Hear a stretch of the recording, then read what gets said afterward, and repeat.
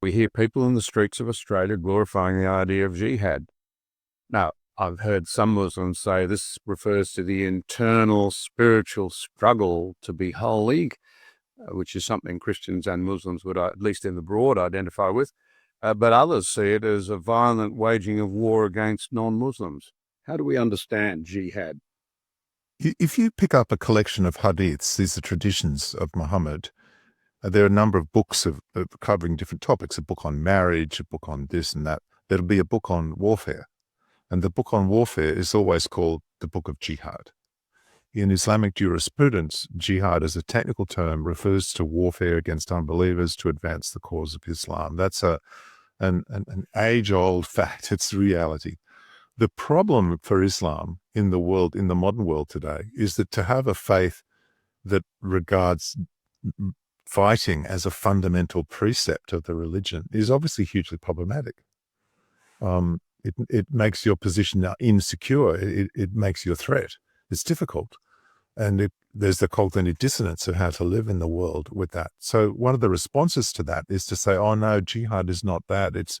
And so people use a hadith which says that jihad is this personal internal struggle, but actually that tradition has never been accepted as reliable by Muslim scholars. And in any Islamic textbook, the chapter on jihad is about taking captives and killing and how to fight.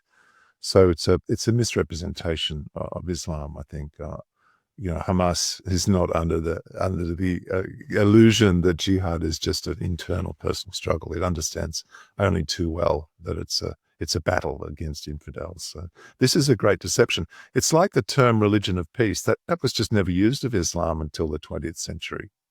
It's the result of Islam having to exist in modern conditions that an apologetic needs to be put forward to say that Islam is peaceful, tolerant, and doesn't have violence. But many Muslims have spoken out against this trend, leading Muslim scholars. So it's just not credible. But it's sort of forced upon Muslims trying to exist in the modern world.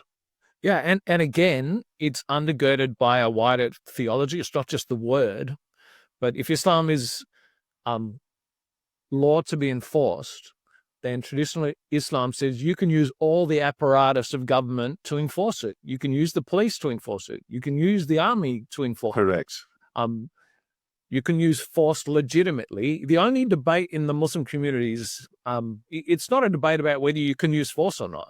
The only debate is what's the appropriate place to use force, or what's the appropriate force to use in this context. So yeah, there's never been any dispute that jihad has been a battle in a genuine militaristic sense. Absolutely. Can I tell you a story about this? That when the civil war broke out between East and West Pakistan, it created a theological dilemma because, strictly speaking, in Islam, you should only fight against infidels. It's forbidden for Muslims to fight against Muslims, and warfare should be for Islam. So what happened was the West Pakistani theologians declared that the East Pakistanis were infidels. And so it became a holy war.